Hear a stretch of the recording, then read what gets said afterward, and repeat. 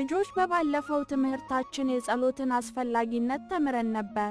ዛሬ ደግሞ የዘወትር ጸሎት ከጸለያችሁ በኋላ የግል ጸሎት እንድትለማመዱ አጭር የግል ጸሎት ይዤላችሁ መጥቻለሁ። እግዚአብሔር አባታችን ይህን ቀን ባርከክ ስለሰጠከን እናመሰግንሃለን። ያሰብነውንና ያለምነውን ሁሉ በጎ ነገሮች በጸጋ ባርክልን። እግዚአብሔር ሆይ እግሮቼን አንተ ወደምትፈልገበት ቦታ ምራቸው። እግዚአብሔር ታላቅና መልካም የሆንክ አምላክ ለሰጠከን ነገር ሁሉ እናመሰግናለን። ለእኛም የሚሰጠን ልብ ስጠን። አምላኬ ሆይ ጥሩ ልጅ እንድሆን እርዳኝ። መልካም ነገሮችን እንዳደርግ አግዘኝ።